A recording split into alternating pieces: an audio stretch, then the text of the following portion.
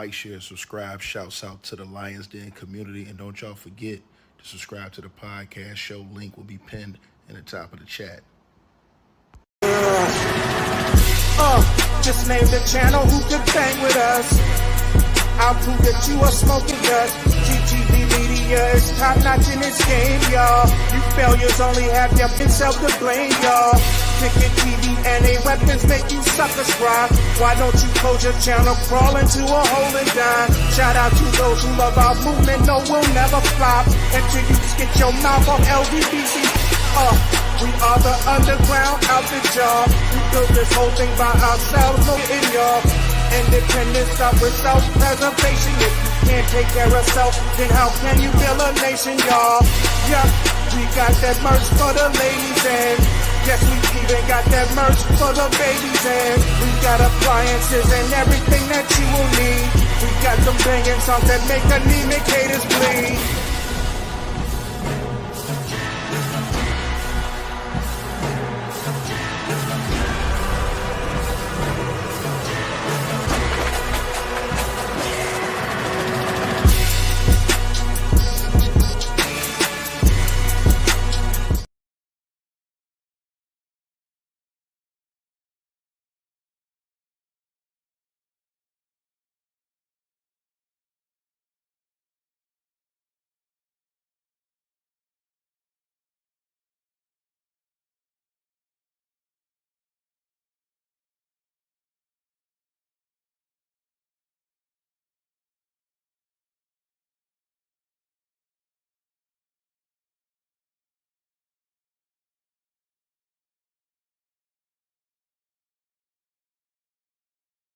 First one, can y'all hear me now?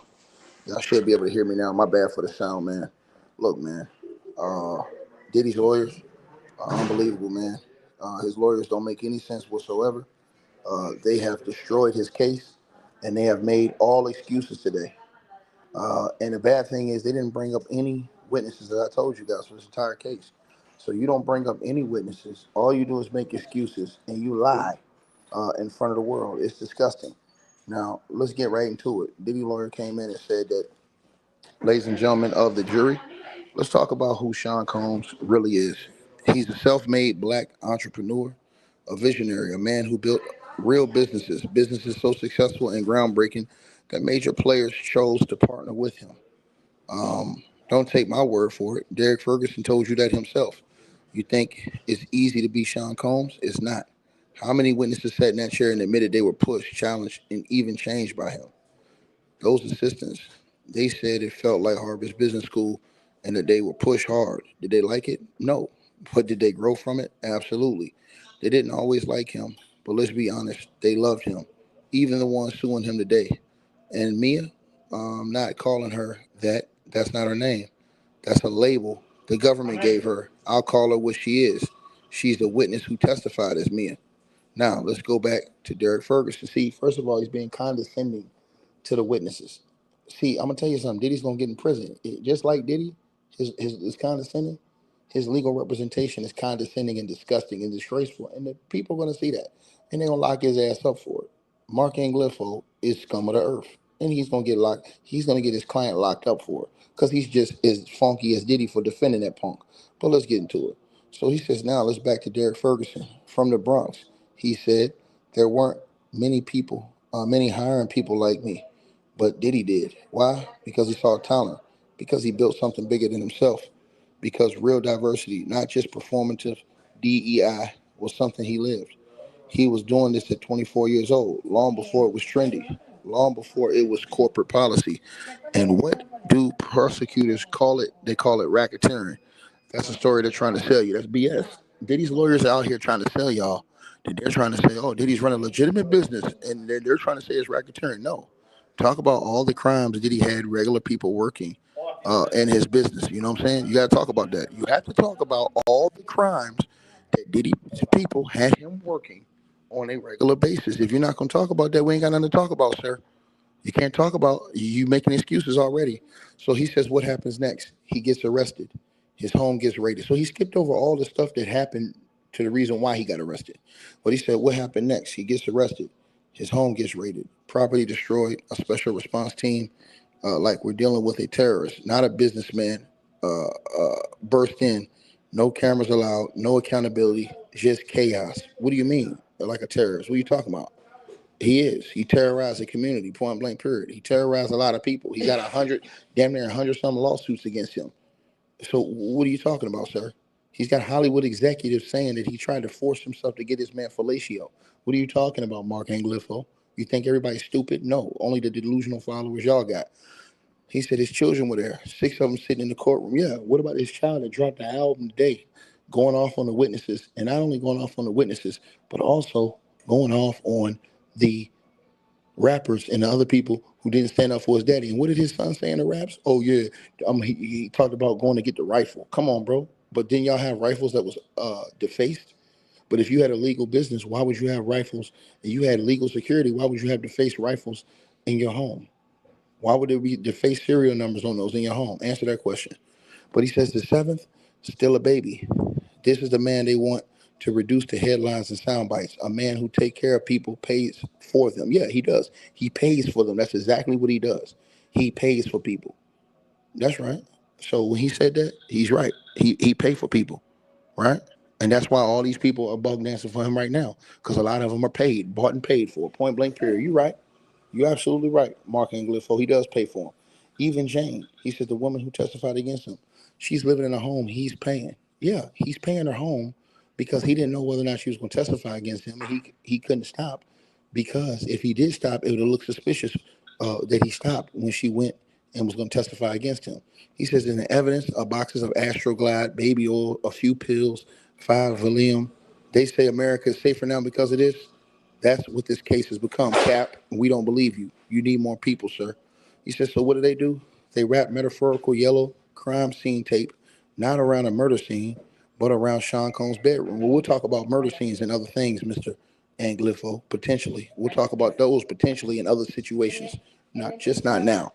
So he said his hotel rooms, his personal relationships, they are not investigating crimes. They're investigating private choices. That's a lie, because you had witnesses go on the stand and told you and showed you through text messages and other evidence that at times they didn't want any of this, any parts of this. But that man wanted to fulfill his own fantasy, sir. But I'll keep going. He said, and let's be honest, no one called 911. They called civil lawyers. What do you mean nobody called 911? What are you talking about? How could you call 911 when you're alleged to have, well, I ain't even going to say that. So he says Cassie Ventura sues Diddy for $30 million. Why? Because he has $30 million. If he didn't, no lawsuit. And if there's no lawsuit, there's no criminal case. That's Cap. He says this case isn't about justice. It's about money. It's about headlines. And it's about tearing down a man who built himself up from the ground, because he's tearing down is easier than building. That's exactly what Diddy did. Diddy tore all the people down around him. Let's keep going. He says, whoa. I mean, whoa. Really, whoa. That's what they got. That's the case. They needed tactical gear, flash grenades to seize lubricant. At this point, I feel like I'm in a movie. It's the 50th anniversary of Jaws, right? So let me borrow a line. We're going to need a bigger roll of crime scene tape, because apparently every bedroom, every private moment, every bottle on the bathroom shelf is a crime scene now. Let's be clear. There are things that Diddy has done. There are things which he's not proud of. Domestic violence, we own it. You're a liar. You didn't own it. Because when Cassie first came out with her allegations in her lawsuit, Diddy denied all those allegations. He said nothing happened. The only time Diddy came up and made an apology video is when Cassie's video came out when Diddy was whooping on her ass, sir. So you're lying, sir. Because before then, Diddy put out a statement that said everybody was, that her whole lawsuit was a lie and that the truth would come out. And then a video came out showing Diddy whooped on Cassie's ass, and Diddy came out and then put out an apology video. And then what happened after that apology video, sir? Then that scumbag took the apology video down. So you didn't own it, jackass. Let's keep going. He said that happened. That's real. And if that were the charge, you wouldn't even be here, because he would have pled guilty, because he did that. He didn't plead guilty. He literally came out at first and said that this was all fabricated. This was not true. This was a lie. He said that in his own statement, that everything Cassie said was a lie in that lawsuit and it was fabricated. He never came out and owned up to the beatings until he got caught red-handed on videotape. Cut it out, sir. We don't believe you. It says Mr. Combs has not been charged with domestic violence. He's been charged with racketeering, sex trafficking, with being the head of some criminal empire. And he did not do all of that. He's not going to lie. He's not going to pretend. He is going to lie. He already lied. He's already lied. What are you talking about? He lied in his statement after Cassie's lawsuit. He says, but he's not also going to roll over and accept something he didn't do. No, he will fight to the death for the truth. He did what he did, but not what they're accusing him of now. And let me tell you something else. I'm not standing here with charts, graphs, or some PowerPoint presentation. We're not doing digital theater today. No slides, no screens. Why? Because I've heard screen time is bad for you anyways. We're just going to talk person to person, truth to truth. Because this case isn't about a criminal enterprise. It's about a failed relationship. It's about a love story gone sour. And the government wants you to believe that Cassie Ventura was just some passive, powerless figure, that she was dragged along, voiceless, helpless. But that's not what the evidence shows. It is what the evidence shows. We literally saw her get dragged around. We literally saw her get her head stomped in. We really saw text messages of the aftermath of her getting her head stomped in. And we actually saw text messages of her telling Diddy that she doesn't like being treated like a freaking animal and that she's not no goddamn what you call it, that he could be beaten on. And what did he do? Still whooped her ass. These are all facts. It goes on now. He says Cassie Ventura, she's not a victim in this courtroom. She's a winner. She walked away with $30 million. He's in jail. Why did she walk away with $30 million? Diddy hasn't paid any of the other victims any settlement, but he paid Cassie after one day. If Cassie was lying, why would he pay her? This is easy work. Diddy's lawyers are idiots, and Diddy's lawyers are going to get him locked up underneath a prison, and I'm going to laugh my ass off about it. So he said he's in jail. She made her choices, and she made them with the agency, intelligence, and strength, right? And Diddy made his choice. He chose not to cop a plea when they offered him a plea bargain. And what did Diddy offer to do? Diddy offered to fight the system, to fight the case. And that's why he's going to prison for the rest of his life, nigga. So he says, don't let the government twist something that's not. Because once you strip away the drama, the headlines, the baby oil bottles, what's left is the truth. And the truth is all I'm asking you to see. We see the truth. He's scum. He says, let's talk about the heart of this relationship. You've seen the text, dozen of them. And you know what caused the conflict, jealousy, other women. That's what sparked the fights, not the sex with male escorts. That's not what this was. Their sex life, it was mutual. It was consensual. You can even say it was in sync, swingers, if you really want to give it a label. But no one was forcing her. No one. Cassie Ventura is a grown woman who actually enjoys sex. And I say good for her. But that's not a crime. That's not trafficking. That's not coercion. And let's not forget her relationship with Kid Cudi. You remember that? When I brought it up, I said it then and I'll say it again. Cassie's keeping it gangster. She's not some kind of terrified victim hiding in the shadows. She literally was. She has all the people saying she was hiding. When Diddy was kicking her ass in the fetal position, kicking her in the streets, she was hiding, Mark. Sorry, you scumbag lawyer, you dirty lawyer. Sorry, sir. She's playing both sides, bold as ever, lying to both men without flinching. You know, the same way Diddy lied to all of his women? That's right, right? The same way Diddy lied to every single woman in his life? Yeah, okay, buddy. You think she was scared of Sean Combs? Oh, please, she was scared of him. That's why she was getting her ass kicked by that nigga. She was scared of him, right? We know she was. So don't act like she wasn't. He says, picture this. She's out there saying, I'm getting myself a burner phone. And I mean, whoa, a burner phone? What's that? That's not fear. That's someone leaning into the deception, fully aware, fully in control. No, she got a burner phone to stay away from his bum ass so that because he was tracking her calls and stalking her and controlling her life. You sorry ass lawyer. Now, let's keep going, right? He says, now let's address the government's key witnesses. Let's talk about Capricorn Clark. The prosecution wants you to believe she was kidnapped twice. Yes, twice. The first incident, 2004. She just started working for Diddy. She said she had to take 5-day lie detector test after a jewelry thief. 5 days, and where did this happen? On a so-called dilapidated floor in a Manhattan office building. That same floor later became Sean Combs' company headquarters. She says that the guy running the test told her if she failed, they'd throw her in the East River. But every day, she went home, she left. She wasn't locked up. She wasn't bound. She left. And I say, that's not kidnapping. She went home. Well, Mark, can you answer this question, sir? Did y'all pay her a settlement? Did y'all pay Capricorn Clark a settlement for an alleged beating, yes or no? Did Diddy pay Capricorn Clark an alleged settlement for a beating, yes or no? He said that's called a job you don't like, not a felony. By that logic, are you kidnapped right now? You've been stuck here for long hours. Anyone feel kidnapped? Exactly. There's the second so-called kidnapping from 2011. And again, same pattern. No locked doors, no handcuffs. There literally was rumors of locked doors. There was reports of locked doors. What are you talking about? Ransom notes. Just another exaggerated tale in a case full of them. And you're allowed to ask, why did they charge this as kidnapping? Why these particular stories? Why stretch reality to fit a narrative? You're not just allowed to ask those questions. You're supposed to, because if this is the best they've got, well, maybe it's not Sean Combs on trial after all. Maybe it's the truth. More than an hour into, um, you know, uh, now let's get to this, right? It says, let's talk about something fundamental to this case. It's credibility. Now, the judge is going to instruct you on this, and it's important. If you believe that a witness has lied on any significant point, you're free to disregard all that witness's testimony. That's the law. That's your right. Because truth isn't something we get to pick and choose. Well, guess what? If they find out that they think that you guys lied on anything, they get to X out of all of your credibility too, Mark. And we know you guys have lied plenty of times, right? Okay, so it says it's either whole or it isn't. Now, let's move to another dramatic claim the government has put before you, that in 2012, Diddy arranged to have a Molotov cocktail thrown into rapper Kid Cudi's Porsche. Why? Because he had a romantic relationship with Cassie. Let's think about that for a moment. Molotov cocktail, that's not Diddy's way. That's not his style. That's not how he deals with conflict. That kind of act, it's not bold. What do you mean that's not how he deals with conflict? What are you talking about? What are you talking about, Mark? Mark, who do you mean? How? What do you mean how he deals with conflict, Mark? What you talking? What, he just beat people's ass? Huh, Mark? Huh? Yeah, okay, buddy. He said it's not bold, it's not direct, it's cowardly, and more importantly, what evidence do they really have? Let's look at the facts.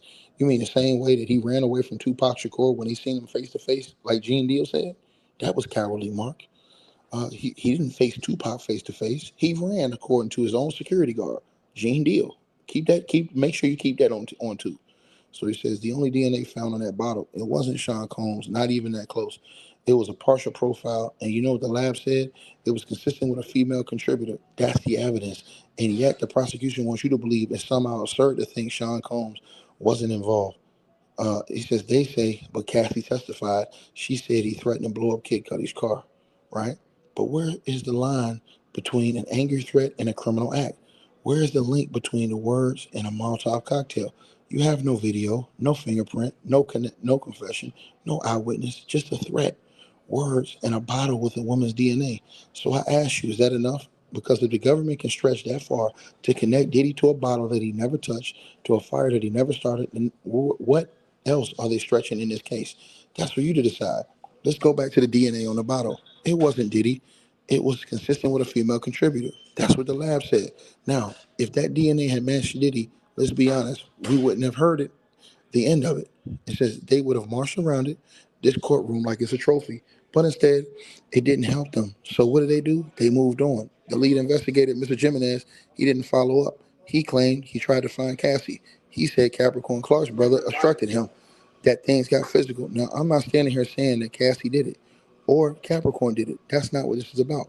We're here not here to solve every mystery of the world, but there's a pattern here. Cassie's father didn't return phone calls. A witness was angry. These are facts. You can draw your own conclusions, and we'll get this email and look at it. She's referring to him as Sean Puffy Combs. Why? Why use his full stage name in an email to someone familiar? Was she building a paper trail? He says, setting up a story for later, and not once did she mention a car. So much for that theory. He says, let's shift to the London hotel incident. If someone willingly glues to a place voluntarily, that's not kidnapping. You don't call it that just because the story changes later. It's unfair. Let's not pretend Cassie was some hidden figure. She was public eye too. And what happened? The tape got sold. Where were the police and all this? Nowhere near it. And Combs, yes, he was upset. He was calling Cassie saying the police were going to arrest him. Was that foolish? Maybe. Was he panicking? Probably. But let's be clear. He wasn't threatening her. He wasn't trying to get her attention. She was ignoring him, as she had every right to do. So what does he do? He goes to her apartment. He's knocking, maybe with a hammer, we heard.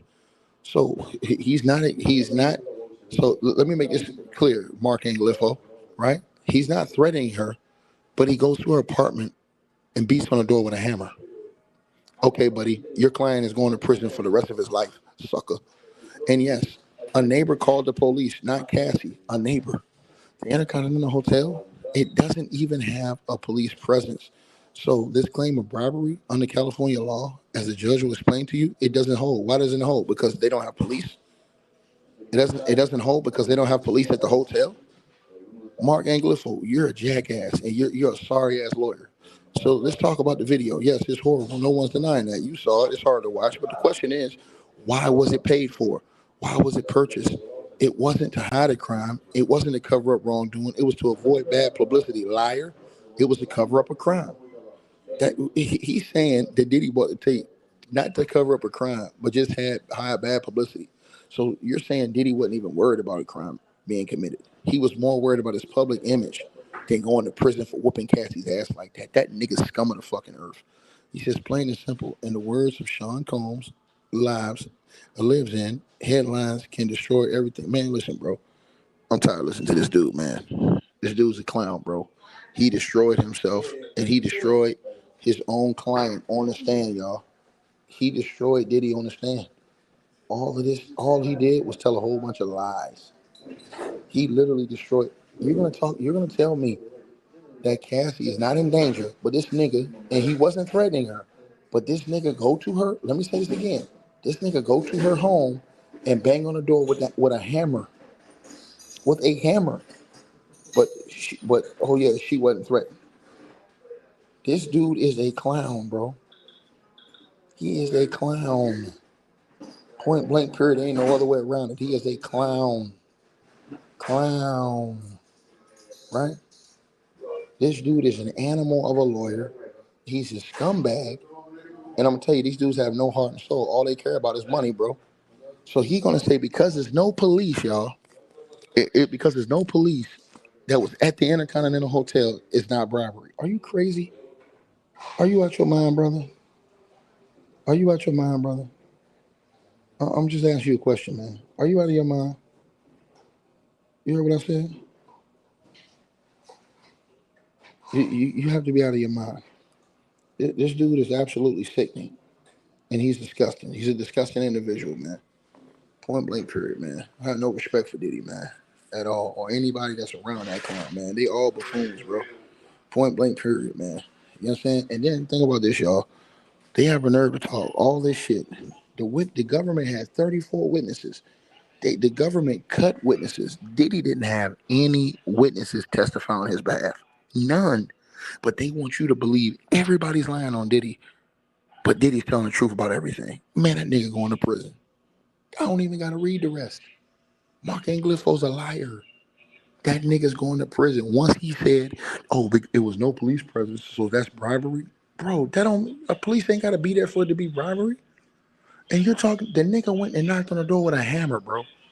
What do you think that's about, bro? Let me tell y'all something. How many people y'all know go and knock on somebody's door and beat on their door with a hammer, yo? But they ain't no threat. He says that Diddy wasn't no threat, right?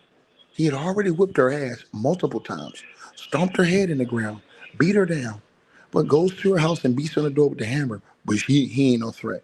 Bro, these people is all clowns, and I can't wait for the government's rebuttal to bury this clown. So when the government rebuttals, I'll come back and we'll bury these punks and watch him get life in prison. Like, share, subscribe. All right, you guys. So we appreciate everybody that popped